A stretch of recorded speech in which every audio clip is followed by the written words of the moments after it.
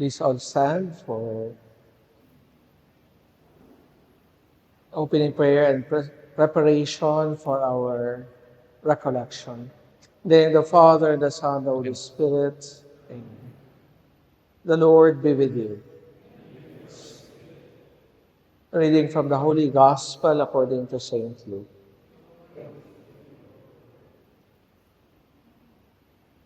Jesus said to his disciples, "The harvest is abundant, but the laborers are few. So ask the master of the harvest to send out laborers for his harvest." The Gospel of the Lord. Glory to the Father, and to the Son, and to the Holy Spirit. In the name of the Father, and the Son, and the Holy Spirit. Amen. Good afternoon. Thank you for inviting me and making me part of your journey as you prepare for 50th celebration. So I'm Father Didoy Molina. I'm the parish priest of Our Lady of Beautiful Love, and I have been a priest for almost 22 years. And it's good that there will be a grand celebration, 50 years. Kasi yung Rogationist dumating dito 1976. Anong buwan? Anong buwan ba dumating dito? November, no? Kasi dumating ako dito sa mundo, August 1976. So I'll also be celebrating my 50 years. And we are grateful for this recollection, and we hope to focus on the call to reflect on the lay faithful and the call to social justice. But I want to reframe the topic so that all of us will respond to the call to social justice and why social justice is important in our work of ministry, especially, hopefully, for the Rogationist community. And I will be focusing on two major points.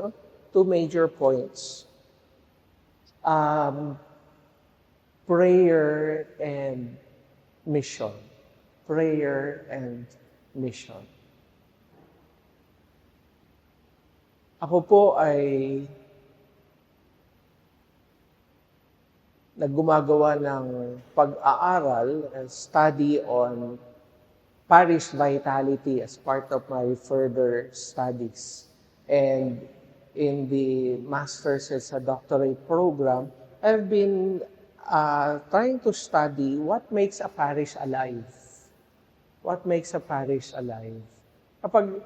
If you look at a parish, a community, can you say if it is alive or if it is dead? If it is growing or if it is dying? What makes it alive? And I have to interview parishioners and parish priests. And in my interviews of different parishes, parishioners and parish priests in different dioceses, there was one encounter that continued to resonate with me. It was an interview with Father Ino of Baclaran, who has been a parish priest there for a long time.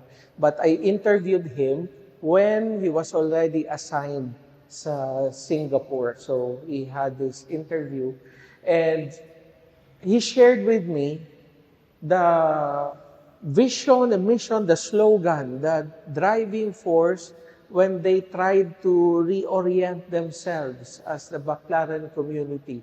And I don't know if you're aware of this. The slogan that they use is Debo Mission. Devotion at mission.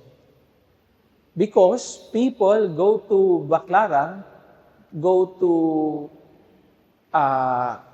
Quiapo and Manawag for the devotions.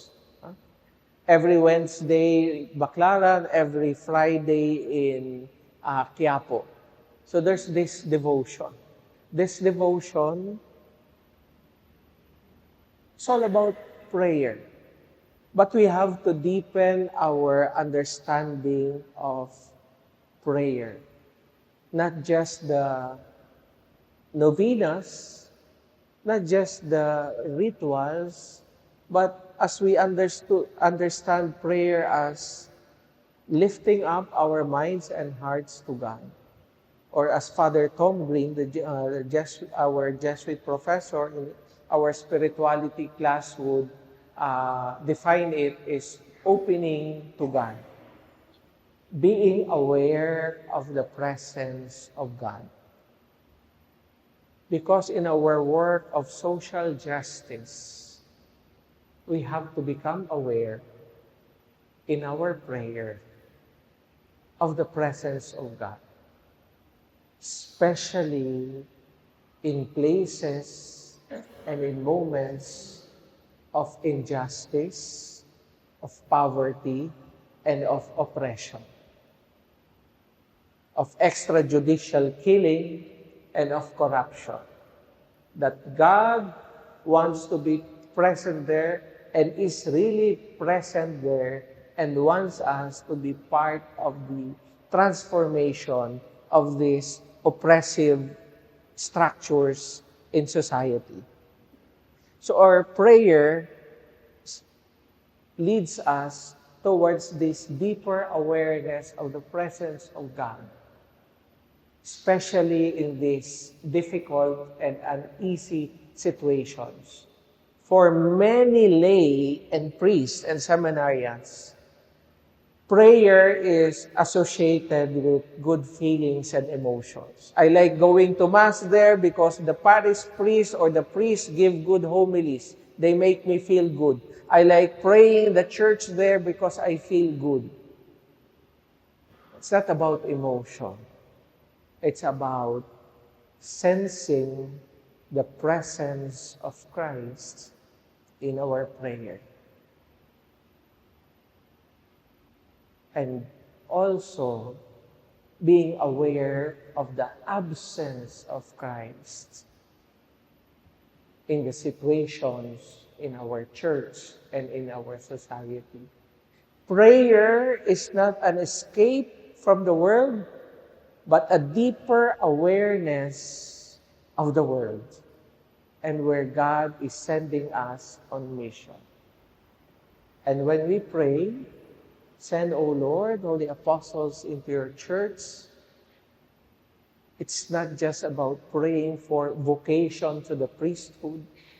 It's about praying for vocation so that everyone will have this deeper sense of mission, that my vocation towards holiness is towards transformation of our society to bring about social justice in our society. We have this common vocation by virtue of our baptism, by virtue of being called by Christ. I have been assigned to different parishes, and one memorable, of course, the assignment is my first assignment, not as a parish priest, but as an assistant in St. Joseph Parish in Bamboo Organ Church. It's a parish deeply steeped in the tradition of basic ecclesial communities and social justice. But what remained with me was the experience and the encounter with the poor. Because the parish is really poor. We have to visit different places. But what remained with the poor is not the actions being done, because the parish have different projects and programs for the poor. What is more important for the parishioners is that the priests and the volunteers share their presence, journeying with the poor. Presence is very important. in prayer, presence is important. We cannot pray if we are not present. And God is always present, but we have to be present with God. And we have to pray with the poor by being present with the poor. And when we are praying with the poor, we have to enter the world of the poor. The prayer of the poor is not a structured prayer. The prayer of the poor is not a sophisticated prayer. The prayer of the poor is the prayer of the one in Baclaran, of the person joining the traslasyon in Quiapo. It's a prayer that is deeply, what I call it, primal, primordial, basic. Sometimes we criticize it and say it's not prayer. But it is an experience of the poor trying to encounter Christ in their lives. It's the experience of the poor who have encountered Christ in their lives. And we have to pray with them, not criticize them. We have to journey with them, not distance ourselves from them. In our lessons in theology, it is often the teachings of our liturgy professors, our theology professors, that yes, enter their situation and then purify their way of worshiping. Now, I am not sure if that is the right approach. Maybe we are the ones who need purification. We are the ones who need education. We are the ones who need to encounter Christ in the presence of the poor, because the prayer of the poor in these different, unique rituals is telling us Christ is present there.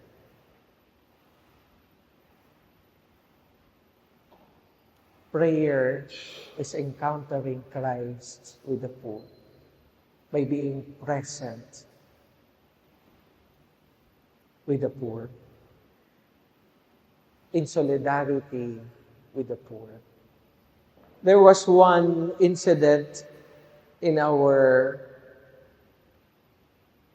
one of our priests' ongoing formation in which Bishop Sok shared with us his experience in immersion with the poor when he was still a seminary. All of us are being immersed.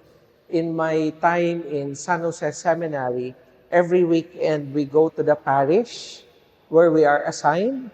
We live in the mission areas overnight. And in our spiritual pastoral formation year, we spend 1 month in the rural poor and the urban poor. And of course, because we were taught to have this heart for social justice and for radical transformation in society, as with Bishop Sok, he said to one of the co-workers, a sister, said, "Sister, we should try to help provide livelihood for these poor members of the community. Because they cannot pray properly, they cannot attend Mass properly, they cannot even listen to the homily properly if their stomach has nothing in it." And the sister said to Bishop Sok, he was still a seminarian, "Sok, that is not important. That is not important." So Bishop Sok was shocked. So that means we should not work towards social justice? And the sister said, That is not what I meant. What I meant is, what is more important is that you are present with the poor and that you are in solidarity with the poor, meaning your stomach should be empty too.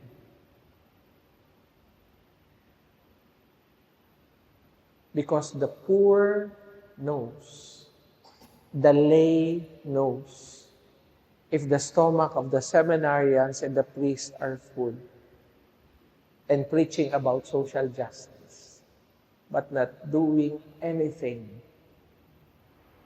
for the poor, even if they are doing something for the poor. Mas pinapahalagahan ng kalakbay ang pakikiramay ng isang taong nagugutom din kasi isang taong na busog at nagmamalasakit. So we have to pray with them, be hungry with them, and suffer with them because they are one of us.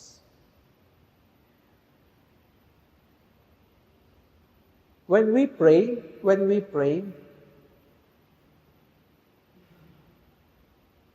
we are being asked to encounter Christ first of all, to feel the presence of Christ in our lives, so that what we share is our encounter with Christ.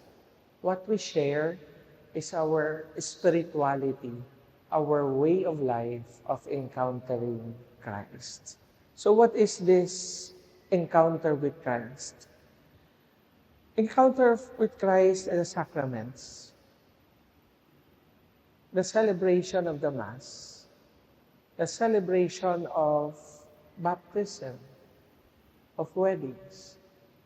When I was assigned in San Pedro Calungsod, Quezay Parish in Muntinlupa, the bishop actually called me and said, there are 3 assignments that you can choose from. So I was given the privilege of choosing my assignment at that time. So the assignment was, there's this medium-sized parish that you can be the parish priest of. Would you like to be assigned there? Or, so this was around 15 years ago.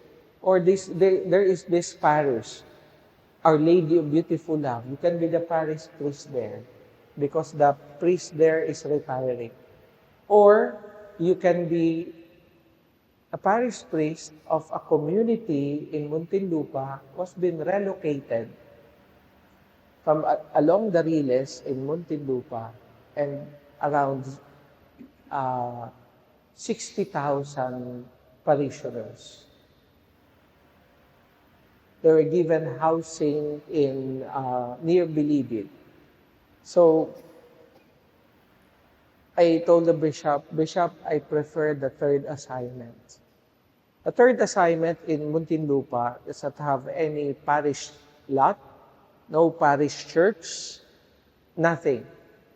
So I had to stay with the neighboring parish, with Father Joe Soler in Inanang Awa Parish. So nakikitira ako, katulad ako ng mga parokyano ko na nakikitiran. Sabi ko nga sa kanila, mas mapalad kayo kasi meron kayong sariling bahay. Ako wala. Yung simbahan wala. Ako'y nakikisquat lang doon sa Inanang Awa Parish kay Father Joe. We celebrate Mass on Sundays in the basketball court. And on weekdays, we celebrate it sa mga kalye-kalye. So people attend. And every Sunday, every Mass, in all our 4 Masses, the basketball court is filled with parishioners. Encountering Christ. Praying with Christ. We worked with the local government and there were applicants for Binyagang Bayan, we had the largest number at one time, 700 na bata bininyagan namin sabay-sabay. So I have to ask for help from 7 other priests to baptize. So people are hungry for encountering Christ. I hope we will have that same hunger in our desire to encounter Christ. A desire to be with Christ in our everyday life. There are moments in which our prayer would become boring, monotonous, because we go to Mass every day, we go pray the liturgy of the hours every day, we pray the rosary every day, and then we have our own personal prayer and encounter with Christ every day. These are not obligations. These are not just responsibilities, but these are invitations to be with the one we love, to develop our relationship with the person, with the God we love, so that we will grow in our prayer. Who will teach us how to pray? Christ. Christ will teach us how to pray. I always tell parishioners, because right now in our Lady of Beautiful Love Parish, there are parishioners who are ultra-conservative in praying, and there are progressives in praying. So they have many different requests. Some are charismatic, some are pre-Vatican II in prayer, and they have the different approaches in prayer. But I keep on telling them, in your prayer, my hope is that you will encounter God who will tell you, who will show you, who will make you feel how loved and forgiven you are. How loved and forgiven you are by this loving God. Praying should be an encounter with the merciful God. When we receive this mercy, we share this mercy. Jesus teaches us how to pray. So this is the habit of Christ. For regular prayer and an intimate prayer of being with the Father, being guided in His actions in our prayer. This is very important for me. The work of social justice, that it is deeply rooted in prayer, deeply rooted in the sacraments, deeply rooted in church teachings. It is very important also that our prayer is being nourished by our studies. So this is not just for theology students. It's not just for priests, but for the lay. I have been challenging our lay volunteers and leaders. Do not rely on Facebook and social media theology. Do not even believe whatever you read in social media. Go back to the roots of our faith. Read Vatican II. Read the social teachings of the church. We have AI. They can summarize it for us. They can explain it to us. But it is better if we read it first so that we will have the feel of the fruit of discernment and labor of the theologians, of the priests, of the lay leaders of our church. Do not rely on AI alone in learning. It's like reading the Bible, being told to read the Bible, and not reading the Bible and say, I will use AI to explain the Bible to me. I will use AI to explain the gospel to me. That is not how AI should be used in our studies and in our prayer. So read, digest, understand, get to the root of what our church teachings are telling us. Because it's the fruit of tradition, of prayer, and of action. So I hope that the lay faithful and the seminarians have read, have digested, and are capable of explaining the social teachings of the church.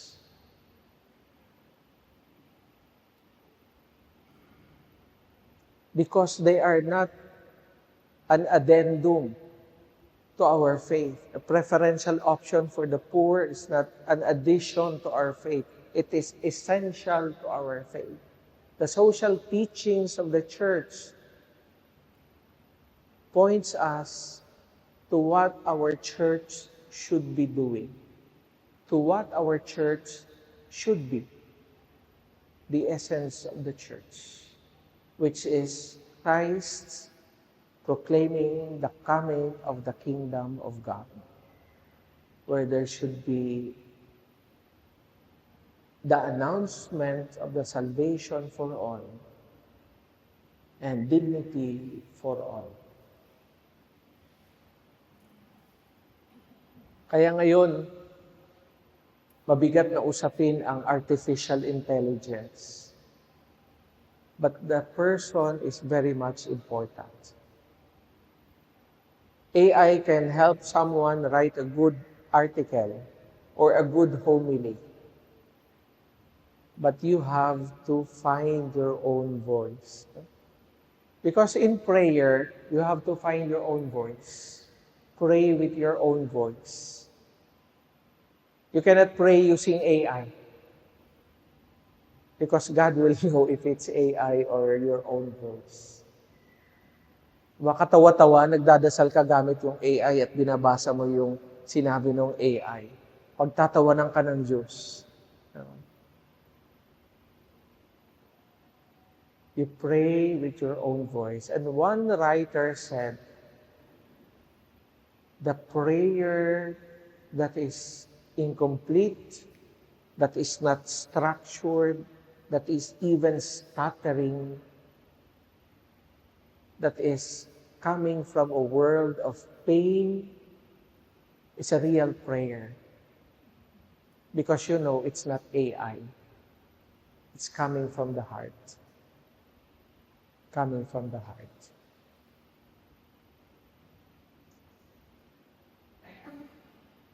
So in prayer, we have to find our own voice. And in prayer, we have to listen to the voice of the poor also, finding their own voice. Helping them find their own voice. Not just being their voice. Not telling them, ako maglalaban para sa iyo, ako magiging boses mo. Kundi turuan sila na makapagsalita at makapangusap sa Diyos at sa kapwa. When we were starting our parish in Calungsod, in Muntinlupa, we have this vicariate meeting and presentation of our programs in the parishes. We have 12 parishes. And the meeting will be in St. James, Ayala, Alabang. So, ang sabi ng mga leaders, Father, hindi kami pupunta. May voice, ayaw. Mariin, sabi, bakit? Sagot naman ng parokya lahat. Pagkain, pamasahe, nakakahiya, Father. Mga alta ang nandun. Tapos kami, sa Riles nakatira dati, hindi kami nakapag-aral, wala kaming kakayahan. Ang sabi ko, hindi yan ang importante. Importante ay maipakita ninyo na naglilingkod tayo sa parokya. Ang sabi ko, ako ang hindi pupunta, kayo ang pumunta. Pumunta sila lahat. And when they came back, they were so happy because they were acknowledged by the vicariate as the new parish community, and they were asked to present the programs. And because the programs that were being done in the parish community, the scholarship, the livelihood, the seminars, were owned by them, were trained, not just me, but by the previous parish priests and congregations. They were so proud to share it and say, Father, pinalakpakan kami. Pinalakpakan kami. Prayer is giving voice to yourself and to others so that their voices will be heard by God, and to assure them that God hears the cry of the poor. God hears the cry of the poor. A prayer coming from the heart. A prayer that may not be grammatically correct and ritually grand, but a prayer coming from the heart. And a last word about prayer. Prayer is about listening to the voice of God.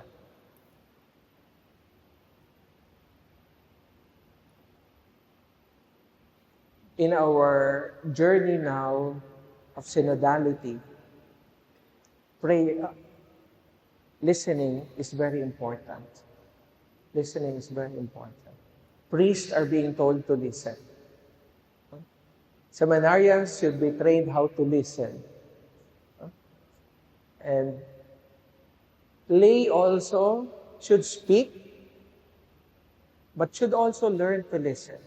Because all of us should learn how to listen to God, first of all. When I was interviewing Monsignor Clem Ignacio, he was one of the officers in Archdiocese of Manila, and he would share to me that he was being asked by different parishes, especially parish priests and pastoral councils, where the lay are fighting with the parish priests. Matindi yung awayan. May parish priest gusto baguhin yung sistema, struktura, o kahit yung building.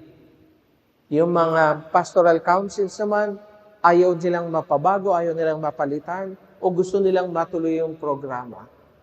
There are times when the intent is good. There are times when the intent is not that good.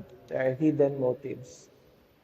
And Monsignor Clem would always remind everyone, our church is not dictatorial. The priest should not dictate everything. The same with the lay. But the church also is not democratic. It's not the rule of the majority. So what is this leadership in the church? A leadership that leads by listening to God through discernment. That the priests and the lay collaborators know how to listen to where God is leading them. Just gave a recollection to our parish community. The title is From Maintenance to Mission, because most parishes are maintenance mode. Most programs are maintenance mode. This is what we have been doing. Let's keep on doing this. To go from maintenance to mission mode is to be able to say, where is God leading us? If God is telling us to close this church, to close this program, to move on with another activity, then that is what we should be. Listening. Listening. Listening to where God leads us. So prayer is cultivating that skill and that grace which is called silence. Hindi sa ingay o sa dami ng salita, kundi sa kakayahang manahimik at makinig sa Diyos.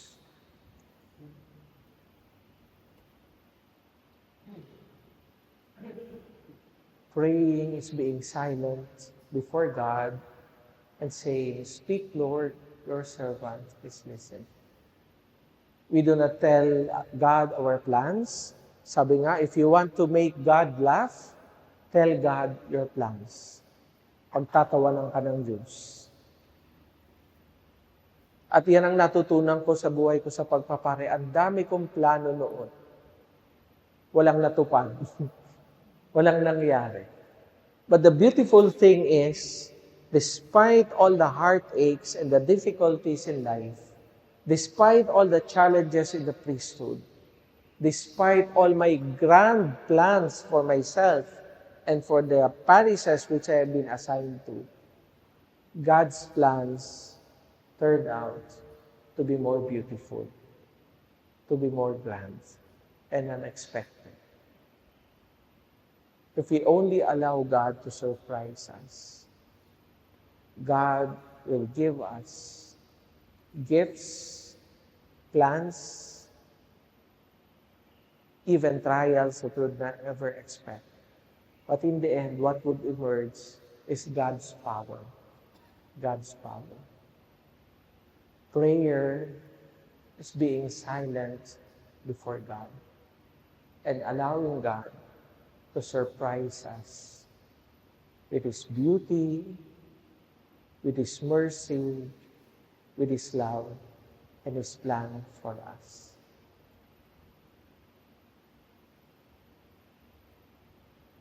Prayer. Second is mission, action.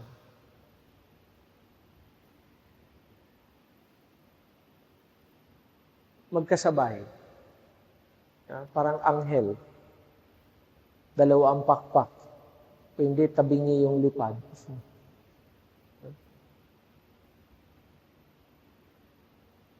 Prayer without mission, without action is empty. Mission without prayer would be activism. It would even lead to hardness of heart, even to violence. Pagtrabaho ng trabaho na walang panalangin at walang direksyon mula sa Diyos, anong nangyayari? Sarili o kalooban ng tao, hindi ng Panginoon. Action without prayer would not be life-giving. It would even lead to death.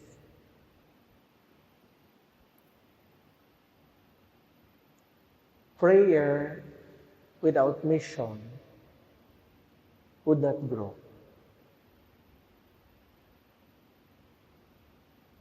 Would not die unto itself. So mission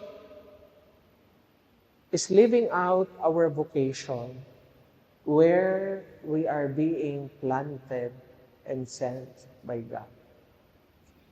The lay faithful, the challenge for the lay faithful in living out social justice is not to proclaim social justice just inside the church, but to live it out wherever you are being sent by God. When we pray for vocation, when we pray for missionaries, the lay faithful need to live out this vocation first of all at home. There's this danger in the church, two dangers. There's this clericalization of the lay and the lay secularization of the clergy. The clericalization of the lay is the distorted understanding of the lay that in order to be holy, you have to go to church.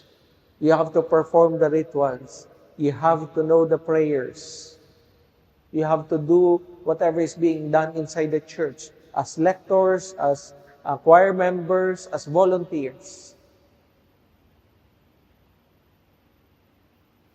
And the great danger is, yung tinatawag natin in a very negative sense, nagpapari-parian na. Yung laiko na nagpapari-parian na. Kabisado na lahat ng dasal, kabisado na lahat ng ritual, kabisado na lahat ng ginagawa, kabisado na lahat ng gamit sa simbahan, na kapag may mali si Father, sabihin, Father, mali ata yung ginagawa mo sa ritual. Naging liturgist na, naging canon lawyer na, naging theologian. What is the role? I'm not saying there's something wrong with it, but the role of the laity is to bring the church to society. So that as teachers, as husbands and wives, as workers in the barangay, in the hospital, we have to bring the Christian values in these places. We have to be evangelizers. We have to become witnesses and teachers of the gospel truth and of the gospel values.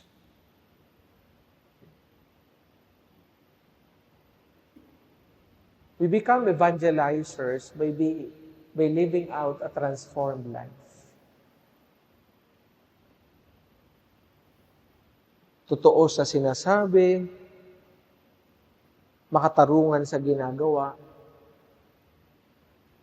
mabait sa kapwa.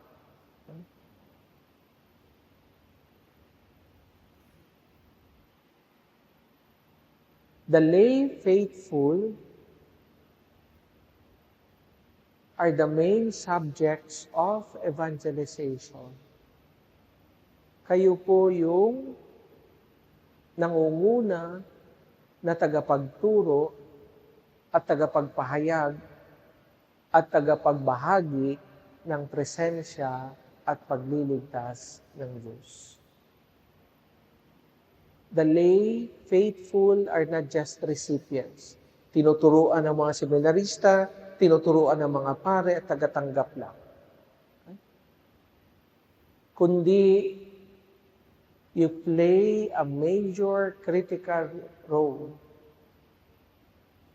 in proclaiming the coming of the kingdom. When it comes to the poor, Pope Leo reminds us that they are and should be playing a major role, the subjects of salvation. Madaling salita, hindi natin sila tinutulungan para maligtas, kundi sila ang daan patungo sa kaligtasan. Kung ano ang ginagawa natin sa kanila, yun ang ikaliligtas natin. Sabi nga ni Pope Leo, we have to look at them not as recipients, but as benefactors. That we are not the donors, but they are the ones giving us the opportunity to be saved. Napaka-bigat, no? Napaka-radikal. Kasi pagtulong natin, pinapasalamatan natin sila. Madalas, kapag nagbigay tayo, nagpamerienda tayo, nagkatekize tayo, pinapasalamatan tayo. tayo pala talaga dapat ang nagpapasalamat. Thank you for giving me the opportunity to be kind. Thank you for the opportunity to be merciful. Thank you for giving me the opportunity to be the presence of Christ in your life. There's this treatment and way of relating with the other na hindi tayo mas mataas sa kanila, kundi kapantay.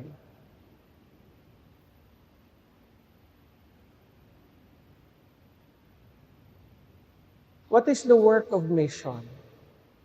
The work of mission, again, begins with solidarity, of identifying with the poor.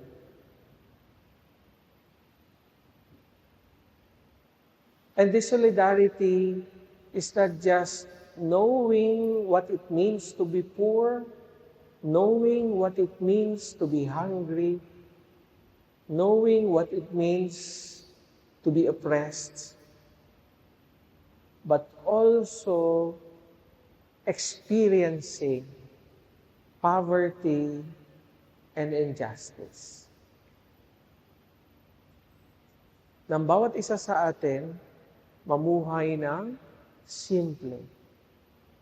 At bawat isa sa atin, patuloy pa rin na nakakaranas at nasasaktan kapag merong hindi makatarungan nangyayari sa ating paligid at sa ating likod. Lalo na sa ating bansa. There's this big gap between the rich and the poor that even in our subdivisions, you see, I met the Secretary to Nuncio last week, and he said he's from Brazil. And said the Philippines is like Brazil. Just look to your right, and you will see a very rich person. And when you look to your left, there's this house that is housing a very, very poor family. Magkatabi lang. At makikita mo na yung diferensya sa economic status. Identifying with the poor and being poor. We do not need to stop to know how it is to be poor. We have to respond to the challenge to be poor. Kaya nandun yung panahon ng Kwaresma, fasting, abstinence, giving up, knowing that if I give these things up, it will not kill me. It will not make me less of a person.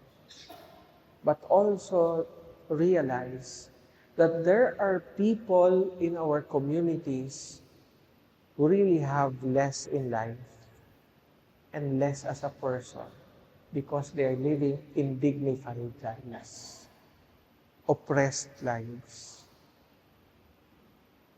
So what are our structures in society, in our community, around us, in which we have grown accustomed to injustice? Hindi lang yung nababasa natin, hindi lang yung mga napapakinggan natin, yung mga sinusubaybayan natin sa news, kundi sa atin mismo, on the ground. Even in our families, even in our communities. What are these experiences in which our mission should be transformed because it should respond to the injustice in our families and in our communities? A mission that keeps on doing some things without transforming community, without bringing justice into the community, is not a real mission. It is even supporting the wrong mission.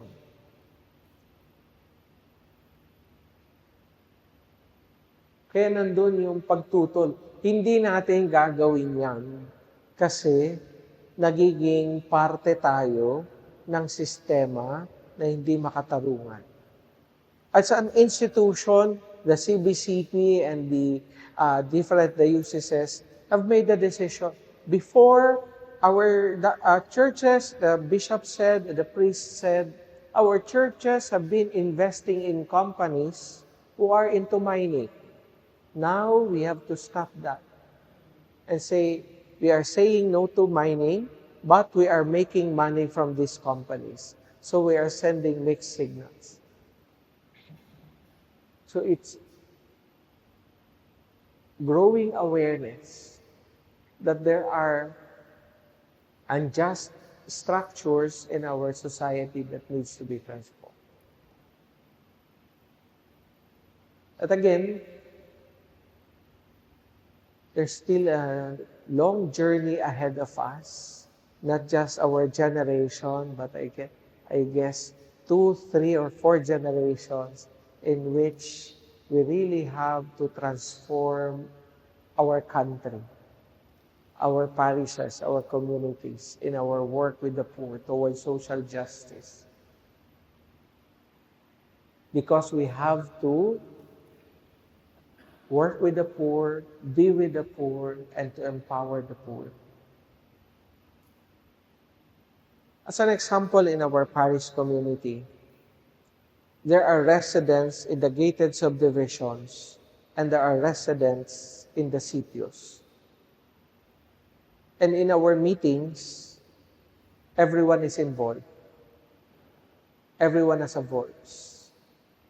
But I told the parish community, will there be a time when we can choose a leader not based on economic status and education, but because we believe that that leader, either coming from the gated subdivisions or from the sitios, is capable of leading us towards God. Minsan binibiro ko, baka hindi pa sa panahon ko o hindi pa sa panahon natin. Baka kasi yung leader na ito kainin ng buhay. Kasi wala pang tiwala, wala pang kakayahan, wala pang kapangyarihan. But we trust in God's grace. Because everything is transformed by God's grace. Our work, our mission is transformed by God's grace. In the end, we have to lift up to God all our work, all our mission. Kasi in the end, it is not our work. It is God's work. It is not our work. It is God's mission. May mga gawain tayo na hindi tayo yung mag-aani. Tayo yung magtatanim. May mga trabaho tayo na natapos natin pero hindi tayo mapapasalamatan. Mapapahalagahan. At yung bunga noon, hindi natin malalasap. Iba pa ang makikinabang. Pero mahalaga, dahil ito ay misyon na bunga ng panalangin. Misyon na binasbasa ng Diyos. Misyon na magbibigay buhay sa atin. So I would like to end our recollection to invite you to first, we pray for each other. We pray that we have this deep personal relationship with God, that we continue to encounter God every day. that we are grateful to the love of God every day. We pray that whatever we do comes from God. Second, we sustain each other in mission.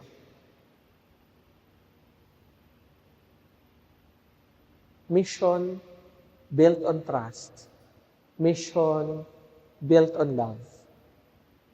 Titiwala tayo na kung anong ginagawa natin, nagmumula sa puso. Na yung ginagawa natin dahil sa kapangyarihan ng Diyos. And lastly,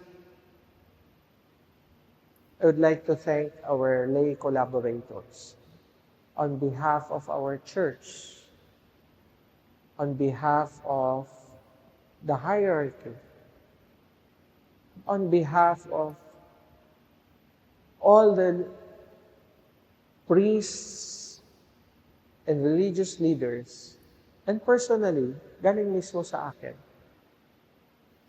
ang misyon, buhay dahil sa lahi ko.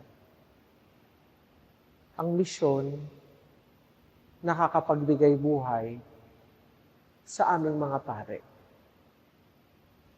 Ang misyon, nagbibigay inspirasyon sa amin dahil po sa inyo. At yun po ang pasasalamat. Pasasalamat. Maraming pagkakataon na pagod ako sa paglilingkod.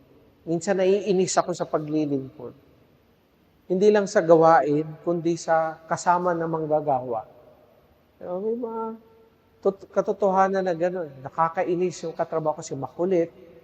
Diba? Iba yung ugali. At alam ko naiinis din yung mga lahi ko kasi iba rin yung kakulitan ko, iba rin yung ugali ko.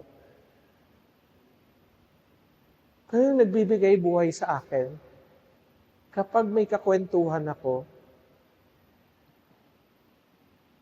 kahit sino na hindi taong simbahan, nagsasabi, "Salamat, Padre, sa mga ginagawa ninyo." Dahil nararamdaman namin ang presensya ng simbahan. Nawawala lahat ng inis ko, lahat ng pagod ko, at nasabi, tama pala ang ginagawa natin. Tama pala yung direksyon natin. At dahil po yan, sa katapatan at kabutihang loob ng life. Mga ilang taon na kayo naglilingkod? Matagal na? Yung 1 year na naglilingkod, itaas yung kamay. 5 years naglilingkod, taas yung kamay. 10 years naglilingkod, taas kamay. 20 years naglilingkod, taas yung kamay. Tagal. So yung mga matagal nang naglilingkod, believe po ako sa inyo kasi nakaugat na kayo sa pag-ibig ng Diyos. Yan sinasabi ko sa mga leaders, kapag matagal na naglilingkod, mahalin, alagaan, at magtulungan para makahanap pa ng ibang mga maglilingkod. Pero yung mga naglilingkod na yan, hindi na yan matitiba. Kahit anong sungit ng pare, hindi magtatampo. Kahit anong maling nangyayari nakikita, tuloy pa rin. Pero baguhin natin. Baguhin natin yung simbahan sa pamagitan ng katapatan sa pagmamahal, sa katapatan ng paglilingkod. At kung may mga maling at makasalanan na nangyayari, pagdasal natin na maging instrumento tayo ng pagbabago. Pero muli, nagpapasalamat ako sapagkat kayo po ay instrumento ng presensya ng Diyos. You sustain our vocation, you sustain our priesthood, our mission because of your presence and because of your journey that shows to us, yes, our prayer is fruitful. God indeed has sent laborers into His vineyard. Maraming salamat po. God bless you.